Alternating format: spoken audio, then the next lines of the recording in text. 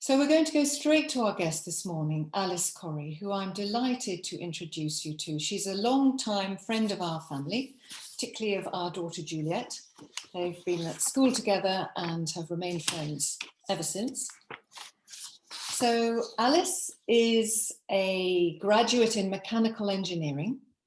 She's currently working with climate stewards on carbon reduction and also with the Christian she's also a member of the Young Christian Climate Network and working very hard in her church on some of the same issues. So there's a lot to pack in to our time together, but a very warm welcome to you, Alice. I'm going to start by asking you to tell us a little bit about your story.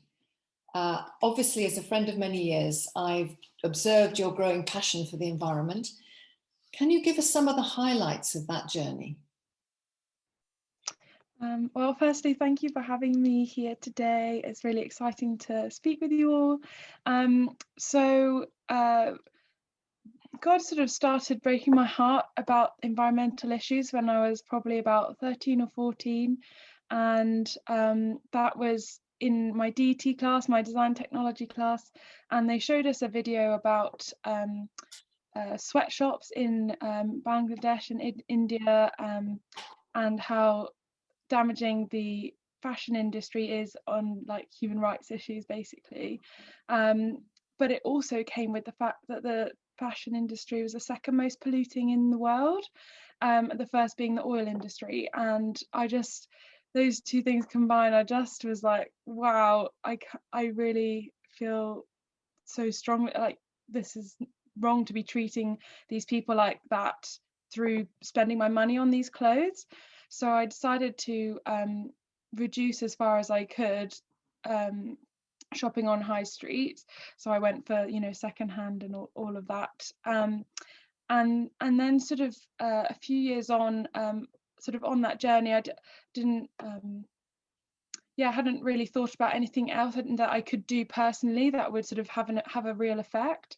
But on my gap year, part of it I spent 2 months in Bolivia, where I was working with a charity there, and we were working with some really poor communities.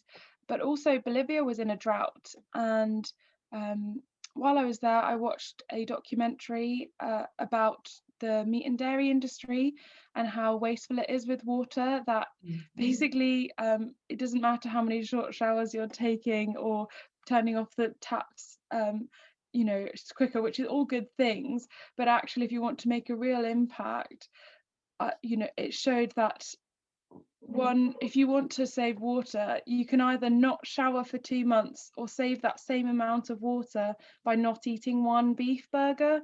And I was struck by that in this country where I was in drought, that we were all over the world wasting this water. And obviously the carbon emissions of that industry as well, of the meat industry and dairy industry, kind of hit home as well. And I decided that I would give up meat and dairy for a bit and see how it went. And now it's been almost 5 years. And so those are sort of some of the big impact things in my big life change moments in my sort of teens. Yes, you've been fortunate to travel to some of these places, but they've been some of the poorest places, which is tough. So given that sort of tough background in your formation, as it were, the work that you're doing now probably brings up additional tough questions. So I wonder what keeps you going when you're facing some of these harsh realities. It's all of this sort of comes down to, you know, like loving your neighbor, and I realize that for with all these actions of sacrificing things, you're actually loving your global and your next door and your future neighbor. And so, you know, when you're using your reusable water bottle, or for me, you know, I've got a shampoo bar and conditioner bar, and choosing not to contribute my money to places where I know that they're not necessarily being stringent and caring about what the whole chain. I find that it it sort of hurts, and when you are putting towards the good things, you do feel better about things. You're like, oh, I'm contributing to good here. And it's a bit like, I see it like, when you give money to charity, you often think, oh, I need to make sure that they align with what I believe. I need to make sure that I trust them, that they're going to spend the money how I think they are, how they're saying they are. And you want to make sure that that's in a nice, that what they are doing is actually good with the money. But we don't really consider that same thing when we go to a high street shop, when we buy that jumper from Zara just because we feel like it. And it it actually, that has much larger effects than just that moment of happiness that we get from getting a new piece of clothing. There's the hands that made it, there's the pollution into the rivers, as well as into the atmosphere from all of that. And it definitely I've definitely experienced, I think feels like God's joy by actually, by not having what's social convention, and maybe not always feeling part of the crowd because I don't follow all the social conventions. I then feel better about it because I know I'm doing what is looking after God's creation and the people in it. You've raised a really interesting point there, haven't you? And it reminds me, was it only last week or the week before? I've lost track slightly. We heard from Carmody Gray, the theologian in Durham, the Catholic theologian in Durham, who was talking about Jesus being the story. It was last time, wasn't it?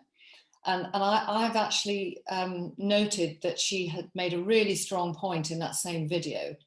Every time I spend my money, I'm casting my vote for the kind of world I want. The supermarket is a really important place with huge influence, which very few of us choose to exercise. So I think you're reminding us really that when we're thinking about what we can do, we have influence in places that we hadn't necessarily thought about, and you've raised some very interesting issues there. When we were chatting earlier, you also talked about worship, Alice, being something that feeds you. Do you find that outside, or is it in what you do, or in your church? Where is your worship centered? Yeah. So obviously we all know of worship as singing, which I love to do, but also worship is giving God your whole body and giving all your actions and your words to him and glorifying him. And for me, that's I'm worshipping him by taking care of creation, by going out and enjoying the beauty of nature. And I feel so connected to him. And when you find a product that replaces the sort of standard one, which actually has an ethical manufacture chain, you feel like, oh yes, thank you, Lord, that this is here. And I think for us sort of Christians, we often tithe and that sort of thing, and I think it's not just 10% of our money that goes to God, it's all his. My wallet is his, and so what I choose to spend it on, I want to make sure that it's contributing to God's glory, and that means looking after the planet and the people. Thank you. Can you tell us a bit more about your involvement with the YCC network? Yeah, so Young Christian Climate Network, or YCCN, is a group of 18 to 30-year-olds, which sort of was birthed last summer mid-pandemic, and we came together really as a result of the pandemic. I think we wouldn't have had the time in our calendars to sit on Zoom each week with each other otherwise. But out of that, it started with about a group of, it was originally about 3 of them, and then it grew to about 12 of us for the launch, and then it was over sort of over a month and a half from the initial launch to our sort of big official launch was it was over 100 people there, which is really exciting. And so as part of that, we inspire one another. We're all Christian of all denominations, and we sort of come together with this connecting thing of faith and caring about the climate. And at the moment we're planning a sort of pilgrimage relay to COP26 in Glasgow, which is in November, and it's starting from the G7 in Cornwall, and sort of snaking up the country.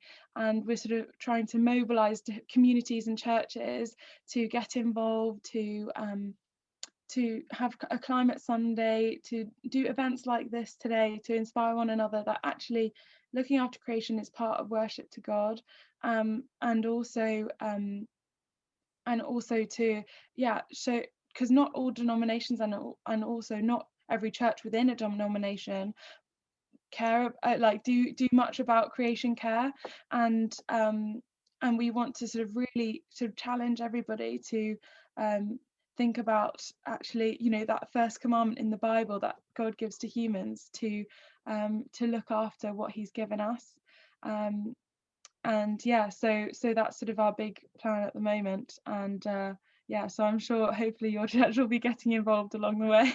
I'm sure we'll hear more. There's going to be a lot going on leading up to November in Glasgow, isn't there?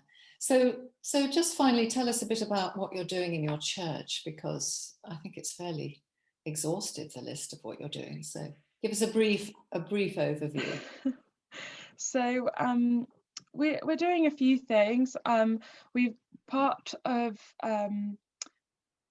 we've sort of changed all the small things, like cleaning products they're called ocean savers, where it's a little tablet that you dilute with water, and especially at the moment, you've got to disinfect everything, and switch the energy provider to good energy, and which is a company, not just another word for green energy. We're starting recycle stations where people can bring their touch packs and other things that you can't really recycle on curbside recycling. We've got cycling,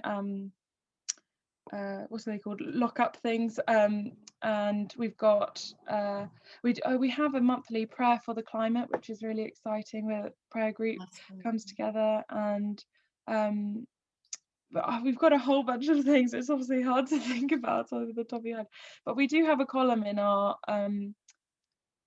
monthly newsletter with church, which just gives some tips, to try out for that month, to think about making small changes that actually have quite big wins and help you worship the Lord and care for creation. Thanks, that's really great. I have overlooked asking you about climate stewards, so if you have a second to tell us. I think most of us will probably know about climate stewards because it was something we talked about in our October meeting when we launched Eco Church here in 2019. And it's a carbon offsetting through climate stewards is something you can do if you can't avoid using, for instance, air miles if you have to go traveling. I mean, obviously during lockdown that hasn't been possible, but can you maybe tell us a little bit about how people might use climate stewards to help them reduce their own carbon footprint? So Climate Stewards was started by a Rocha, which most of you would have heard of, and it has become its own charity about 10 years ago. And the main focus of Climate Stewards is carbon offsetting. So we partner with charities on the ground in developing countries to fund their projects, which they might have done similarly, but it's additional with the funds that we give them, and they're used as carbon offsetting. So whichever project they're doing, so it could be a water filter, so instead of boiling water we're using like wood and coal in the fire, they're using a water filter that we've given them, and or a cook stove, which is much more efficient, or planting trees as well. We do some of that, and so they're all either omitting or sequestering carbon from the atmosphere. And when you go on a flight, or just your purchases, or your annual or monthly or daily things, they can all be offset. So everything has a bit of a carbon footprint. Things like flights have a huge one. If you so the average person in the UK has about between 7 and 10 tons of carbon dioxide as a result of just living in the UK, and your sort of the average lifestyle. But for example, a flight to New York is about a third of that. So just one holiday can be sort of adding a third onto your carbon footprint in a year. So so to try and omit that, you can fund some great work on the ground that's doing helping people in communities, even aside from the carbon offsetting thing.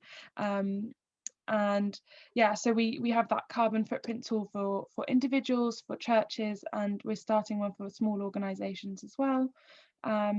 And we do some consultancy, helping big organizations to do their carbon footprints and helping them reduce it as well. We sort of. Thank you. Well, there's a lot there for us to think about.